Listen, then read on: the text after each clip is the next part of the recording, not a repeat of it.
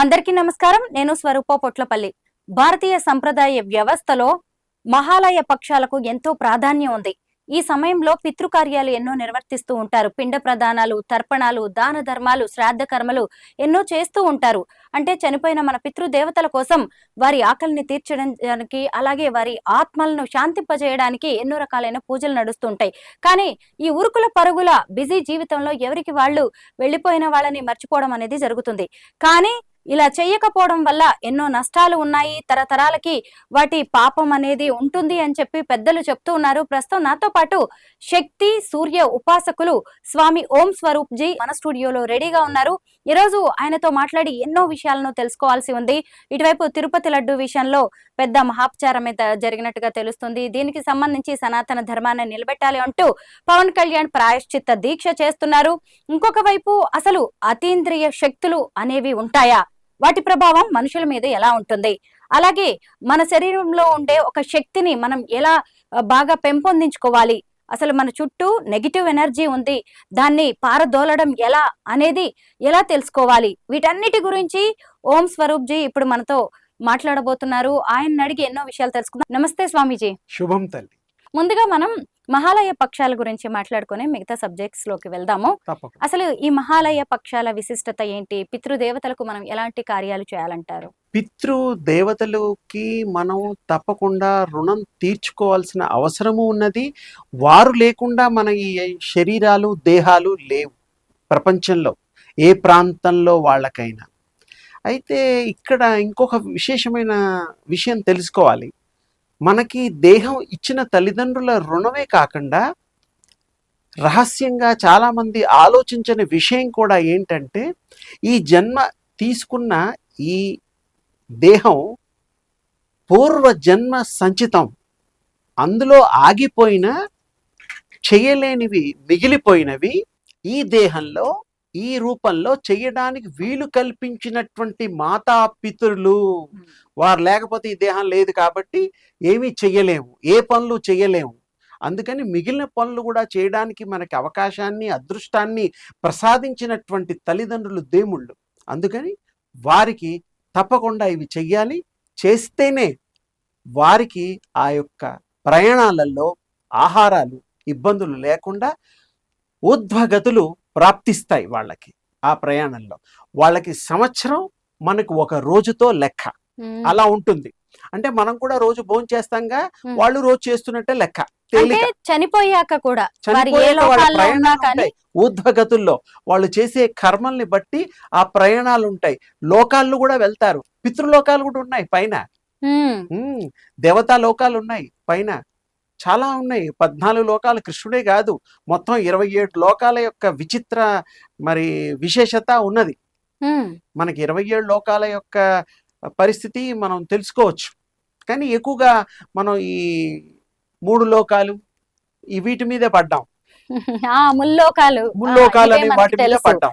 ఇంకా తెలుసుకునేటప్పుడు ఈ interest subject ఏమిటంటే, తెలుసుకోవడానికి 10 మందికి ఇది ఉపయోగపడేది ఏంటంటే, ఈ జన్మలో ఈ దేహంలో పూర్వజన్మ విశేషాలు అవన్నీ దృష్టిలో పెట్టుకొని సంచితాలు అంటాము. అవి చేయడం కోసం ఈ మాతాపితరులు మనకి జన్మ ఇచ్చినట్టుగా మనకు రుజువు ఉన్నది. మరల మన పిల్లలకి కూడా తర్వాత మనం చెయ్యాలి అంటే వాళ్ళకి ఇది అలవాటు చెయ్యాలి. మాతాపితరులకి ఆహారాన్ని అందించేటువంటి పుణ్యాన్ని చేసుకునేటువంటి మహత్తర బృహత్తర కార్యం ఇది. మన పిల్లలకు కూడా భావి తరాల వాళ్ళు కూడా చేసేటందుకు మనం వారికి దారి చూపాలి, చేయించాలి. ఒకవేళ చాలా మంది ఇప్పుడు ఎవరి జీవితాలు వాళ్ళకే అన్నట్టుగా ఉంది. అసలు అమ్మ చనిపోయిన రోజు ఏది, నాన్న చనిపోయిన రోజు ఏది అనేది కూడా చాలా మంది గుర్తుండట్లే. మహా అంటే ఒక ఏడాది ఆబ్దికమో ఏదో సంవత్సరికం చేస్తారు, ఇక ఆ తర్వాత అన్ని వదిలేస్తున్నారు. అయితే అలా చెయ్యకపోవడం వల్ల కలిగే దుష్ఫలితాలు ఏంటి? అలా చెయ్యకపోవడం వల్ల దుష్ప్రభావాలు, ముందు ఆ ఫ్యామిలీ డెవలప్ కాదు. ఎందుకంటే ఇంట్లో యజమానికి ఇబ్బంది అయితే మరి ఇంట్లో వాళ్ళు ఎలా సుఖంగా ఉంటారు? ఉండలేం కదా. ఇంట్లో తల్లిదండ్రులు సంపాదించి పోషణ పెంపకం చేస్తేనే మన చదువులు, మన పెళ్ళిళ్ళు, ఈ భవిష్యత్తు ఉంటుంది. ఎవరిది వాళ్ళే చూసుకుంటే మరి బాధ్యత లేకుండా తల్లిదండ్రులు లేని వాళ్ళు ఎలా ఉంటారమ్మా? ఏమీ తెలియదు. అలా అయిపోకూడదు. మనకు ఒక సంప్రదాయంలో ఒక సంస్కారంతో పెరుగుతున్నాము. ఉమ్, అందుకని ఆ తల్లిదండ్రులకి విలువ ఇవ్వాలి. కదలాడే దైవం స్వరూపులే ఈ తల్లిదండ్రులు. ఉమ్, గుళ్ళో దేవుడు గమ్మున ఉంటాడు, కూర్చుంటాడు, ఏం పెడితే అది కూడా తినడు, ఆయన్ని చూపించి మనం తింటాం. అదే మీ తల్లిదండ్రులకి ఉమ్, మీరు ఏమైనా ప్రేమతో తీసుకొచ్చి పెట్టండి, తింటారు. తల్లి కానీ తండ్రి కానీ తాతమ్మలు కానీ బామ్మలు కానీ. ఉమ్, తర్వాత వాళ్ళు మన అభివృద్ధికి ఆశీర్వదించడమే కాకుండా తల నిమురుతారు ఉమ్, దగ్గరికి తీసుకొని. నిమరడం అంటే శక్తిపాతం చేస్తున్నట్టుగా భావించాలని నా ఉద్దేశం. ఉమ్, అది తల్లిదండ్రులు శక్తిపాత్ చేస్తారు అంటే వాళ్ళకి మంత్రాలు తంత్రాలు రావు, ప్రేమ ఒక్కటే. ఆ, ప్రేమ వల్లే ఆ ప్రేమతో ఇలా నిమురుతారు. చూడండి, మా పూర్వీకులు నిమిరాలు, ఇప్పుడు నిమరడం తెలుసో లేదో కూడా తెలియదు నాకు. లేదండి, నేనైతే నా కొడుకుని నా పిల్లల్ని తీసుకొని ఎక్కువ ప్రేమగా ఇలా చేస్తాను. ఆ ప్రేమ వల్ల ఉమ్, నిమరడం వల్ల మీ మనసులో ఉండే ఆ భావం ఈ చేతుల ద్వారా ప్రసరణ జరిగి సహస్రారంలోంచి ప్రవహిస్తుంది ఆ బాడీలో, ఉమ్. ఆ దేహంలో. ఇది విచిత్రం. ఇది చాలా మంది తెలుసుకోవాల్సిన ఈ అవసరం ఉన్నది. అయితే మనతో ఉన్నప్పుడు తల్లిదండ్రులు మనల్ని ప్రేమగా దగ్గరికి తీసుకోవడమే కాదు, దేహం తనువు చాలించిన తర్వాత కూడా ఆత్మ కూడా అలాగే ప్రేమగా పిల్లల్ని దగ్గరికి తీసుకుంటుంది కదా. అంటే దానికి టైము 11 days మాత్రమే. ఉహుం. ఆ తర్వాత వాళ్ళ ప్రయాణాలు, అప్పుడు వాళ్ళు మాట్లాడినా వీళ్ళకి వినపడదు. మాట్లాడతారా? అలాగా వాళ్ళు ప్రయత్నం చేస్తారు, చేస్తారు, నిజమే. దగ్గరికి వస్తారు, తాకుతారు, కానీ మనకు అది ఆ టచ్ తెలియదు. ఉమ్, ఆ 11 రోజులు నా కోసం ఎవరు ఏడుస్తున్నారు, ఎవరు నిజమైన ప్రేమను ప్రదర్శిస్తున్నారు. ఉమ్, తల్లిదండ్రుల ఆస్తులు పంపకమే కాకుండా వాళ్ళు సంపాదించిన ఆస్తులతో పాటు నగలతో పాటు ఏ ఉద్దేశంతో వాళ్ళు దెబ్బలాడుకుంటున్నారో కూడా వాళ్ళు చూడగలుగుతారు. 11 రోజుల తర్వాత మరి వెళ్ళిపోతుందా వాళ్ళు ఆత్మ? మళ్ళీ మనల్ని కర్మలు ఇవన్నీ అయిన చూడలేదా? తర్వాత వాళ్ళకి అవసరాన్ని ఇంకొండదు, అయిపోయింది, బంధం తెగిపోతుంది, ఉమ్. ఈ ట్యూబ్ కట్ అయిపోతుంది. కానీ మనం వాళ్ళని గుర్తుపెట్టుకొని వాళ్ళ ఆకలి కానీ తీర్చడానికి, వాళ్ళ ఎవరైతే ఆత్మని మనసా వాచ శాంతింపజేయడానికి. ఎవరైతే భక్తితో ప్రపత్తులతో తల్లిదండ్రుల్ని ఆ యొక్క మర్యాద పూర్వకంగా దైవతో సమానంగా గనక భావించి చేస్తే ఉమ్, ఆ ప్రయాణంలో కూడా వాళ్ళకి గుర్తు రావడానికి వీలుంది. ఉహుం.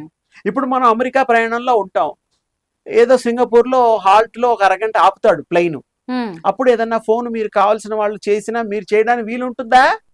చేయొచ్చు, ఫోన్లు ఉన్నాయిగా ఈ రోజు. ఉన్నాయి.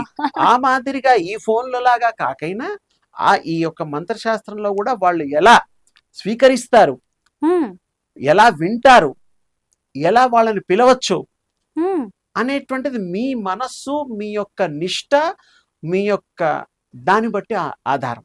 అంటే ఆత్మ నుంచి ఆత్మకి మనం ఆత్మల్ని చూడొచ్చు, చనిపోయిన వాళ్ళని. చనిపోయిన వాళ్ళని చూడడం కూడా చాలా ఈజీ. నిజమా స్వామీజీ? వాళ్ళు మనకి దగ్గరలో ఉండరు, కొన్ని ఆత్మల్ని పిలుస్తున్నారు కదా, ఎక్కువగా ప్రేమ ఉండి అవ్యాజమైన ప్రేమ ఉండే వాళ్ళు, బామ్మలు నానమ్మలు పోయిన వాళ్ళు, వాళ్ళకి తట్టుకోలేని ప్రేమ ఉంటుంది. ఒక 2-3 ఏళ్ళు అది హోమ్ సిక్ అయిపోతారు. కొంతమంది ఆ కుటుంబంలోనే పెద్దవాళ్ళు పోయిన వాళ్ళు మరల జన్మ తీసుకుంటారు కూడా, వాళ్ళకు కూడా ఇష్టం ఉంటే. అక్కడ అర్థం చేసుకోవాలి, వాళ్ళకు కూడా రావాలనిపిస్తే వస్తారు, మళ్ళీ జననం ఆ కుటుంబంలో తీసుకోవచ్చు. ఆధారాలు ఉన్నాయి. కొంతమంది ఈ కాలంలో చాలా మంది ఏమిటంటే మరి భార్యలు, భర్తలు, పిల్లలు, పెద్దవాళ్ళు చనిపోయి మళ్ళీ వాళ్ళ ఇంటికి వచ్చి వాళ్ళకి మరి చెప్పడం, కొంతమందికి వినిపించడం, కొన్ని చోట్ల మరి తాళం చెవులు లేకపోతే డబ్బు, లంకె బిందెలు ఇలాంటివి దాచినవి కూడా వాళ్ళకి చెప్తున్నారు. కొంతమందికి ఆవాహన కూడా జరుగుతుంది చిన్నపిల్లలకి, పరకాయ ప్రవేశం లాగా వాళ్ళు చెప్పి చూపిస్తున్నారు, దొరుకుతున్నాయి. ఈ మధ్యకాలంలో చాలా ఇన్ఫర్మేషన్ న్యూస్ వచ్చింది. భర్త చనిపోయాడు, కొడుకుగా పుట్టాడు, పుట్టి నేను పలానా చోట దాచిపెట్టానని భార్య పిల్లలకి తీసుకెళ్లి చూపించాడు. కొడుకు వేరు కదా, భర్త చనిపోయాడు, ఆయన మళ్ళీ కొడుకుగా పుట్టాడు ఈ జన్మలో. అలాంటి చాలా విచిత్రాలు జరుగుతూ ఉన్నాయి. ఆస్కారం ఉన్నది, అందులో ఏం సందేహం లేదు. అలాగే ఈ యొక్క ఊర్ధ్వ ప్రయాణంలో మనస వాచ మనం గనక నిష్కల్మషంగా గనక ప్రేయర్ చేస్తే వాళ్ళు వింటారు. వాళ్ళకి రెస్ట్ టైం అంటూ కూడా కొంత ఉంటుంది. ప్రయాణం అంటే ఇప్పుడు మనం ప్రయాణం చేసేటప్పుడు కార్ డ్రైవింగ్ దగ్గర నుంచి మధ్యలో ఎక్కడో ఆపుతాం, అలాగే పిటి ఉషా లాంటి తల్లులు కూడా పరిగెట్టేటప్పుడు కూడా కొంత రెస్ట్ తీసుకుంటారు, మళ్ళీ ఎనర్జీ తీసుకొని మళ్ళీ ఇచ్చేస్తారు. ఉమ్, ఈ డ్రైవింగ్ లో మన అర్థం అవ్వడం కోసం చెప్పాను అంతే. ఆ ప్రయాణంలో కూడా కొంత వాళ్ళకి రెస్ట్ అవసరం. ఆ టైంలో మీవి గట్టిగా గనక తలుచుకుంటే వాళ్ళకి వినపడతాయి. అప్పుడు వాళ్ళు చేయడానికి, వాళ్ళు ఆలోచించడానికి కూడా వీలు.